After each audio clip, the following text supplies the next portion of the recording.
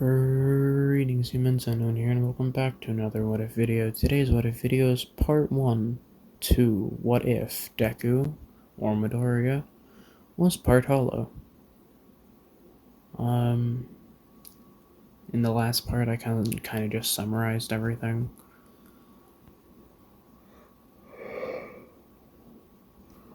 But yeah. There's a link in the description stating for the, what's it called? The Discord, which you guys can join if you guys want to recommend what ifs or want to see early concept arts for what ifs or anything of the sort. There's also going to be a playlist which I recommend checking out, along with any other videos on my channel that seem to interest you guys. There will be playlists for all the what ifs, so you can just watch them from there. Yeah. That being said, let's get into the what if. This what if starts a little while after Midori is born, when he's starting to begin preschool, or kindergarten, I forget what it was, but around that time. But this Midori is a little different. He's having nightmares, and, well, his nightmares entail a version of him, or something that looks like him, but is completely whited out and has dark eyes. Midori sees this image in his dream, surrounded by an upside-down beach, and doesn't understand what it is. But it terrifies him. He doesn't know why, but he's scared of this image, this dream, this nightmare. And it leads Midori to leading him to sleep less and less because he keeps being awoken by it. Some more time passes and it's taking an obvious toll on Midori's body. This is around the same time that Bakugo had developed his own quirk. And Inko, worried that Izuku is, not looking good at all, and wondering what his quirk is, she takes him to the doctor. Midoriya goes to the doctor, and the doctor gets him checked out, checking on his quirk first. But that's when the same test result as canon comes up, and, Midoriya is quirkless. And that's when they move on to the second portion of what they're there for, checking on Midoriya's, mental state. The doctor looks at Midoriya, but he only looks at him for a few seconds. Due to Midoriya being quirkless, and due to the doctor knowing, the doctor doesn't really treat Midoriya with much care, and just ends out giving Midoriya some sleeping pills, telling Inko to give them to Midoriya before he goes to sleep, and not actually assessing what's wrong. Inko understands and thanks the doctor as they go home, and Midoriya takes the pills. But as he does, he goes to sleep and finds himself unable to wake up from the nightmare, needing to stare at this white vistage, this white image of himself. But this dream is not like any of the other ones he had previously had. This time, the white version of him is reaching out to him, slowly inching closer and closer. But that's when Midoriya wakes up, drenched in sweat, and terrified, with his heart beating at rates higher than it should. Midoriya looks around, scared, but he notices that it's time for him to go to school already, in which Midoriya does so, getting bullied, because, Midoriya looks strained. But that's when some word comes out. Someone leaks that Midoriya is quirkless, and this leads to Midoriya getting bullied even worse than before. because not only is he quirkless, but he also looks so drained. He looks dead inside for someone his age. And his constant bullying, along with the emotional torment that his nightmares are taking on him, lead Midoriya to have his emotional state and mental state completely shattered. His brain not getting enough sleep, or not getting enough proper sleep to, deal with his emotions properly, so just things don't work out for Midoriya. He feels dull, not knowing how to feel about a lot of things. But ultimately, Midoriya ends up feeling nothing at all. His brain still requiring the sleep, but his body almost acting on a pilot. His brain being in a somewhat unconscious state while his body is just moving around as it needs to. A few of these days pass as these nightmares continue and Midoriya continues to take the pills along with the bullying, but that's when Midoriya starts sleeping again. The image, the dream, the nightmare that he kept having, it disappears, and Midoriya is finally able to get some rest. He's still unable to psychologically recover, but rest is still rest. A few days pass and Midoriya is starting to become a little more normal, albeit still far more dull and disconnected from his emotions as he had been in canon. Midoriya, on the other hand, still keeps his childlike hope for peace and just continues being like a hero. And that's when he sees it, Bakugo bullying another student in his class. Midoriya jumps in between Bakugo and the person that's being bullied and immediately throws his hands up. I won't let you bully other people, not the way that you bullied me. Not ever again. No, never. Never again. Bakugo immediately throws his hand up, immediately sparking some explosions. Oh, and who's gonna stop me? A quirkless nobody like you, Deku? No, I don't think so. Immediately after hearing this, Midoriya's arms weaken, not having the confidence to stand up to Bakugo. But that's when an echoey voice rings in his ears.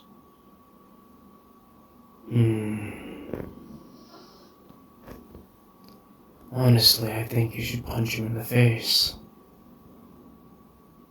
Midori is wondering where this voice comes from, and that's when his vision gets a little warped, blurry, dark even.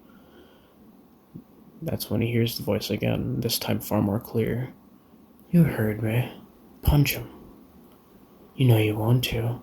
It'd make all your problems a lot easier to deal with if you could just fight back, so do it, fight back. Midoriya, unsure how to feel, just lets his body move on its own, and that's when a large smack is heard.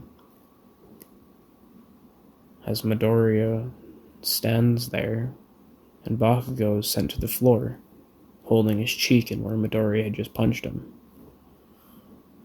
Everybody's shocked at this, seeing as though Midoriya had, punched Bakugo, and that's when Bakugo gets up, holding his cheek, immediately backing away, remarking that Midoriya is, stronger than he is physically, and immediately begins running away. Midoriya wonders what this was as the darkness from his eyes begins fading away. Midoriya turns around to help the person up, but that's when they just stand up and walk away, or stand up and run away, calling Midoriya a monster. Midoriya is confused as to why people are calling him a monster, but ultimately pays no mind to it, seeing as though, well, it's just typical everyday behavior. As Midori goes continuing to class, or as Midori continues going to class, people begin to murmur about how Midori had punched Bakugo with extreme force, and that's when the teacher hears about it and sends Midoriya to the principal's office, seeing as though he had punched Bakugo. What's it called? The principal calls Inko, and Inko comes down, and that's when the principal begins speaking to Inko. Well, you see, your son, Izuku Midoriya, he had punched one of our students in the face. Immediately upon hearing this, Inko darts her eyes towards Midoriya, shocked that, well, he had done such a thing. And that's when the principal begins speaking up again. And the reason I'm here talking to you instead of just explaining why exactly your son is, well, here, is because your son had seemed to exhibit a large form of strength. He had punched one of the students and, well, sent him flying backwards. Midoriya thinks back and notices that, yeah, he had sent Bakugo flying backwards. He might have closed his eyes, but he only had moved slightly forward, but Bakugo had seemed to move a great distance back. The principal began speaking up again. Not only that, but your son had moved extremely quickly. Extremely quickly. It was honestly kind of shocking. According to some of the eyewitnesses, Midoriya had moved in the position to punch Bakugo with blinding speeds. Some of the kids said he almost disappeared. Midoriya thinks back and doesn't really remember this, but ultimately chalks it up to just, well, him being in the moment. Inko understands and takes Midoriya to the quirk doctor, but the quirk doctor says that he's, well, quirkless again, and nothing changed. Inko and Izuku are both confused, seeing as though, well, that entire scenario had happened, but ultimately Midoriya continues living on as a quirkless child. Getting less bullied now because Bakugo is terrified of him, but still getting bullied nonetheless.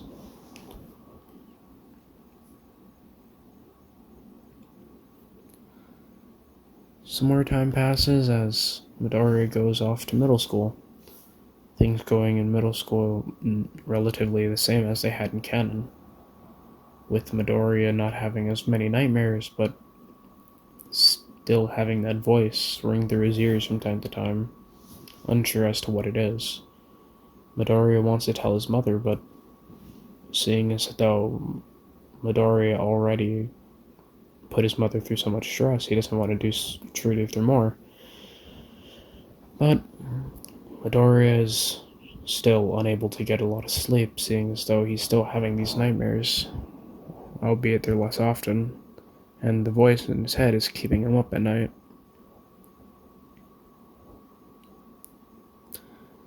Time continues as, well, Midoriya makes his way through middle school, and that brings us to the fateful day of, well, the Sludge villain attack. As Midoriya finishes school, he takes a shortcut home, wanting to get home as soon as possible, going down his traditional route.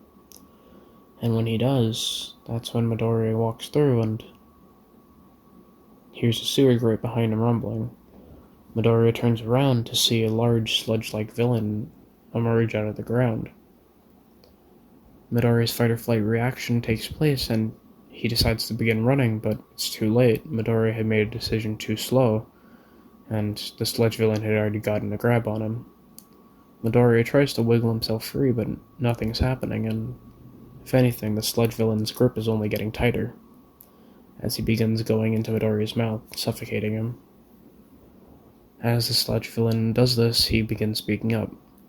Well, kid, honestly, it's a bit of a stroke of luck that I found you here. You see, there was a muscular freak in town that I hadn't known was here, and he kinda saw me, so I can't really be getting captured now, can I? Anyway, thanks. Well, for the body, anyway. But immediately as he says this, Midoriya begins passing out. And eventually he does pass out. Well, almost. His vision gets super dark. But that's when he hears a voice ring out again. The same echoey voice, but this time it comes out of his mouth. Not so fast there, you sludgy freak. Well, it seems like you're too hasty to die there, Izuku. No matter. Looks like I'll have to be doing the heavy lifting now. As Midoriya grips onto the sludge villain, shocked that he's able to, Midoriya begins pulling out the sludge villain aggressively as he grabs the remaining, as he continues grabbing onto the sludge villain, pulling him out.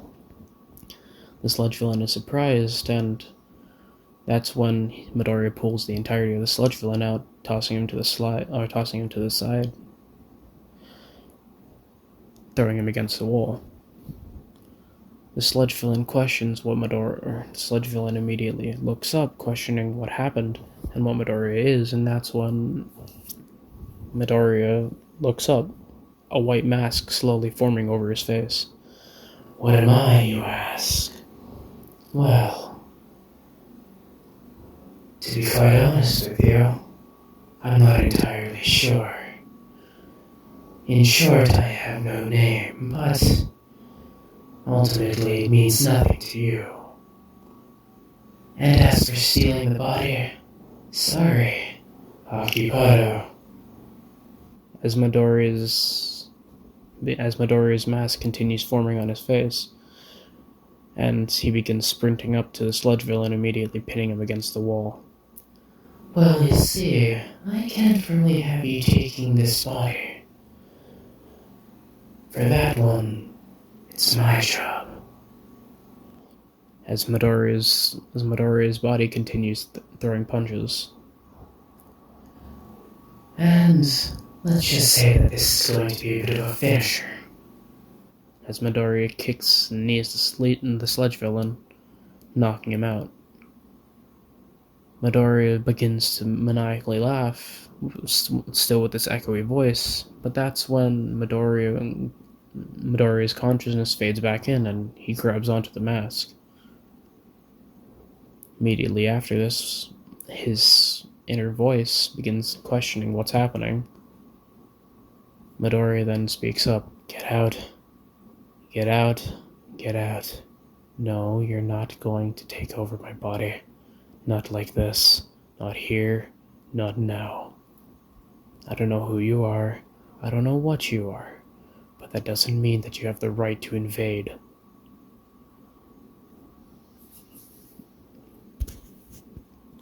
Midoriya begins yanking off the mask as the hollow begins screaming in pain, or screaming in general.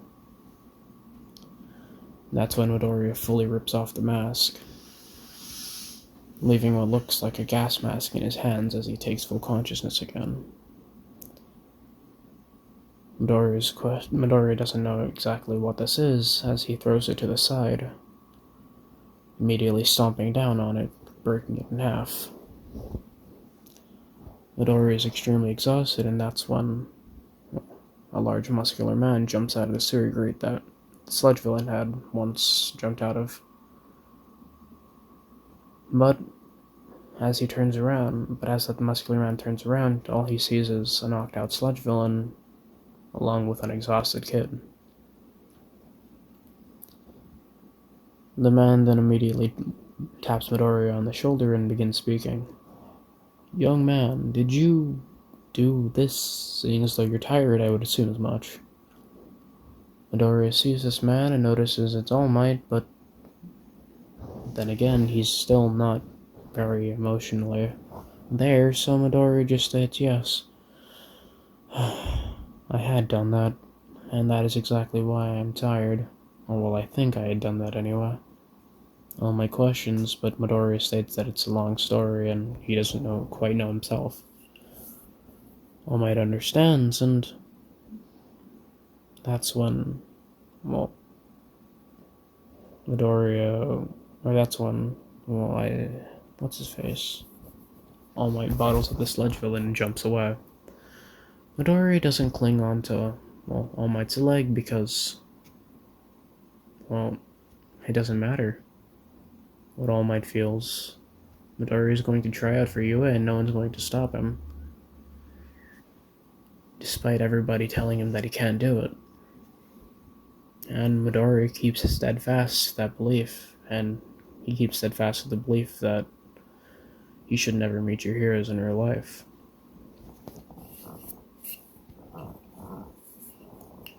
Midori heads home, and the Sludge villain on Bakugo, or the Sludge villain attack on Bakugo doesn't happen because, All Might doesn't drop the bottles. Some more time passes, and that's when Midori begins communicating with the voice in his head at night, immediately speaking up as he hears it. What are you? And why'd you take over my body back then? The voice echoes back. Well, as for what I am, I'm not exactly sure. I kinda just appeared here. In your brain, in your mind. As for why I took over, it's because you're weak. Both mentally and physically. You need me to fight your battles. Otherwise you'd be dead right now. And you can't even tell me it's not true. You know as much yourself. Midori acknowledges this fact, but questions why exactly, he's there. And that's when the voice then speaks up. Again, I say I don't exactly know who I am or why I'm here. But all I know is that I'm connected to you. And to be quite honest, it's a pain. I need to watch out for everything you do. Slightly guide you into the way that's going to lead you into the possibility of getting the least amount hurt or killed. That's what I've been doing this entire time. I made you stand up for yourself when you didn't want to, and I kept you alive when you were almost dying. Midori knows this is true, but continues to ask more and more questions. Eventually getting his hollow fed up. You ask way too many questions. And to be quite honest, they're annoying.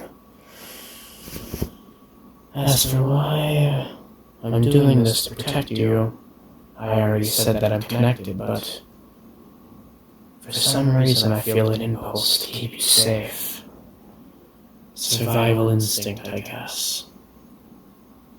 But since we're part of the same body and you won't let me take over, and it seems like you're already at both your emotionally and physically lowest peak and I still can't take over, looks like I'm going to need to get you stronger, and to get you to use my abilities. You know that enhanced strength and enhanced speed that you have? Yeah, that's all me. I don't exactly know why they're coming through to you and why exactly you're stronger and faster than normal, but I suppose it's just the way that things might work. Midori questions what exactly they mean by their abilities, and that's when they speak up. Well, it's obvious that when I'm in control, I'm much stronger. but to be quite honest, I think that you can get that strength as well. You just need to train. And that being said, Midoriya trains for quite some time until the UA entrance exam. Actually. This happens and Midoriya, trains with his hollow. Him and his hollow gaining, a relatively close bond as Midoriya continues to try and figure out what it is. Eventually figuring it out that what he is a hollow. Some time passes and Midoriya's hollow, the day of the entrance exam comes and Midoriya's hollow begins speaking up. Well, it seems that you gained a few abilities. Nothing too impressive, but seems like I'm knowledgeable of them. I don't exactly know why, but it seems like my body already knew how to use a lot of these abilities, though you yourself don't know how to. I can't exactly explain it, but I'm glad that you learned at least Zero and Paula. The Hierro seems to be kind of passive, and you're still working on the Sonido, but as long as you can produce Zero and Paula, I think you should do well. Especially with the fact that, you're able to use my abilities. Granted, I still can't figure out a way for you to pull out all of my abilities yet. But in due time, we will figure that out. Now you better pass that entrance exam. Otherwise, it'll make us both look like fools. Midoriya agrees as he goes, to the entrance exam. Midoriya goes up, walks into UA, and immediately begins walking as his hollow begins talking to him. So many people here. I'm sure that many of them don't have strong quirks, but look at all of them trying to be heroes. Upon hearing this voice in his head yet again, Midoriya becomes distracted and begins to fall. But Midoriya's enhanced reflexes allows him to catch himself before anything else.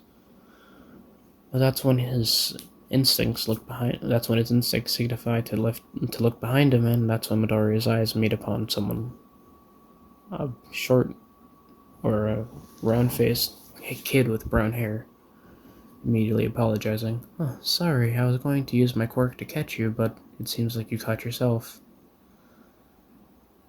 My name's Ochiko Uraraka. What's yours? Midoriya begins speaking. Well, my name is Izuku Midoriya, and it is nice to meet you as well. But I feel like we should get into the entrance exam already if we don't want to be late. Uraraka agrees as she runs into the building, and Midoriya follows. Midoriya goes to where he normally did, taking the test and acing with relative ease, his hollow helping him remember things that they had studied on.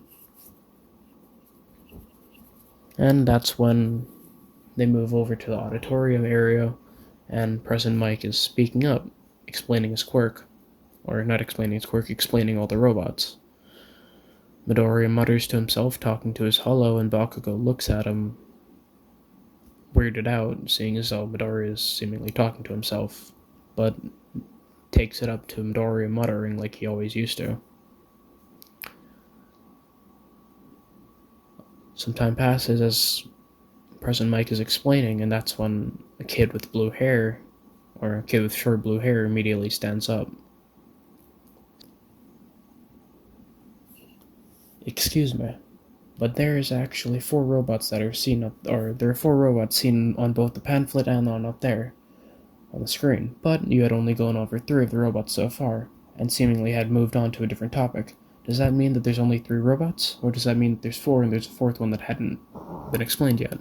If either of these options are correct, then that means that it's extremely shameful to see as though UA is supposed to be the top hero in high school. And not only that, but you, the kid behind, you're muttering and it's extremely distracting. Pipe down and at least try to do something proper. You're distracting everyone here.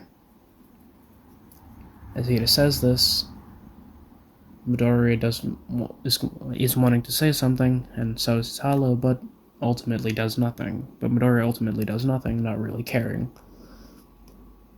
His Hollow immediately begins speaking up, though. Or his Hollow immediately begins speaking up in his brain. Oh, we're so going to beat that kid in the entrance exam. It'll be great to watch that smug look off his face. Right after this, President Mike begins speaking up again. Well, if you had waited a little while, I was going to get to that portion. And the zero-pointer robot is, well, not worth anything. Of course, it being 0 points. And ultimately, it's kind of unnecessary for you guys to go after it. After all, it is worth 0 points. It's more of an obstacle, instead of a way to gather points. Think of it that way, at least. And that being said, good luck and get out there. Midoriya goes out and with the rest of them and immediately begins stretching. In the back, Midoriya walks up, but that's when his shoulder is grabbed by, well, the blue hair with glasses. Or the kid with blue hair and glasses. You wanted to distract some students up front, didn't you? That's why you're going up there. Midoriya immediately shakes off the kid's arm, or shakes off the kid's grasp, and continues walking forward. As the kid grabs onto his arm again. Don't walk away from me when I'm trying to talk to you. You're trying to distract the students up there, and I recommend that you don't do that. Not only would it be extremely shameful, but it's, well, distracting for the other students. That's when Midoriya shakes off his arm again, immediately turning around. Man, you annoy me. Anyway, I'd been going up there so I can get a better chance of getting, well, ahead. If you want to stay back here, be my guest, but I don't plan to talk to anybody up there. Midoriya moves and moves up to the front, as some of the students want to talk to him, but ultimately decide against it. As Midoriya continues stretching in front.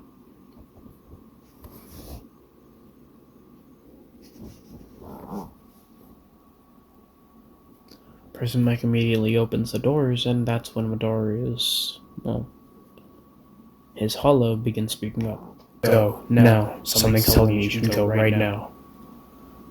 Midoriya immediately begins running through the door, and that's when Ida begins screaming, yet again. Excuse me, that kid had gone immediately after the door had opened. You hadn't even started a countdown. He's breaking obvious rules.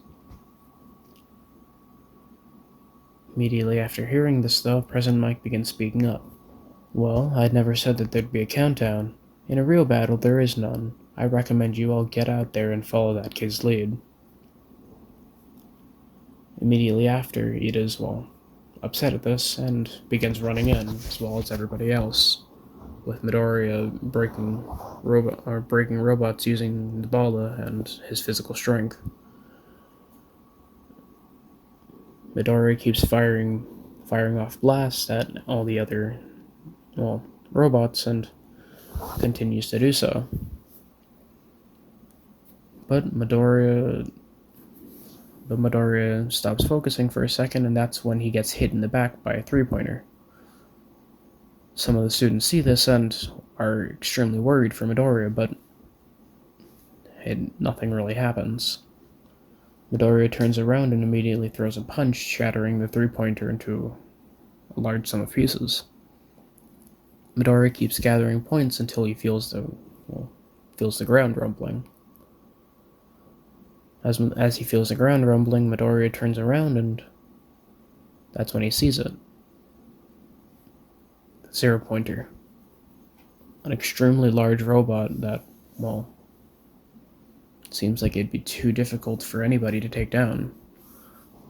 Heeding to President Mike's prior warning, Midoriya begins running away, but that's when he hears someone calling out for help. Midoriya turns back and looks at who it is, and that's the person who had tried, or who had made an attempt to help him prior, when they had first entered the school. Midoriya sees this, and before he can even think about anything, is running at blitzing speeds, unknowingly using the Sonido. Sonido? I can't speak. Blitzing and teleporting, in essence, teleporting towards the zero pointer, immediately picking up the rubble off the person and asking them if they're okay. Uraraka states that she's fine, but her ankle hurts, and that's when Midoriya looks around, immediately using his abilities to move over to the side of a building, placing her down. Midoriya then jumps up high into the sky, using buildings around him to continuously bounce up.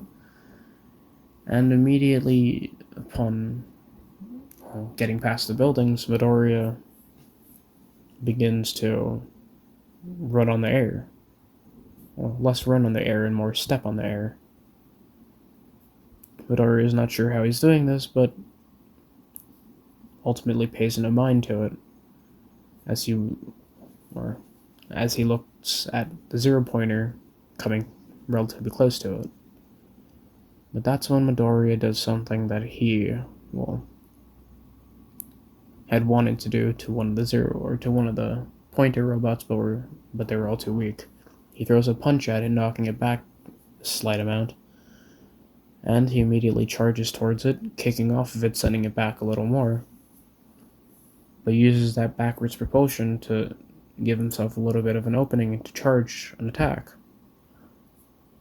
As Midoriya is charging this attack in his hand, he immediately has a glow behind him as he runs, or as he is continuing to charge towards the zero pointer again.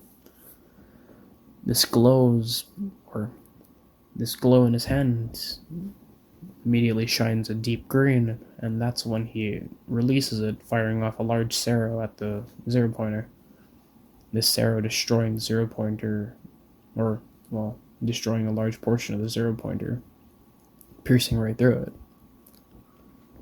Everybody around sees this incredible display of power, and that's when Midoriya drops down, slowly stepping down, using the air as a kind of stepladder, or kind of stairs. Everybody around him is extremely surprised, but Midoriya is kind of exhausted, seeing as though he had fired off a Sero, and, isn't completely and totally used to using that ability yet, as well as using the Sonido relatively often, even being even less used to that ability as well. Some more time passes, and that's when, the exam is over. Midoriya picking Uraraka up and immediately walking her over to what's it called? Recovery Girl. Recovery Girl asks Midoriya if he needs any healing, but he looks around at where any of his scars would be and states that no, he's alright and he doesn't need any healing, as he walks away. And that's where we'll be leaving off today's What If. If it was a little choppy, then sorry. I'm recording this at 3 o'clock in the morning. But yeah, like I said, you guys can, join the Discord if you want. Same thing with watching the playlist. And thanks for the 300 subs. So yeah, I hope we can continue to grow, and hope I can continue to make content you guys like. If you guys did like the video, It lets me know that you guys will enjoy the video. And that being said, see ya.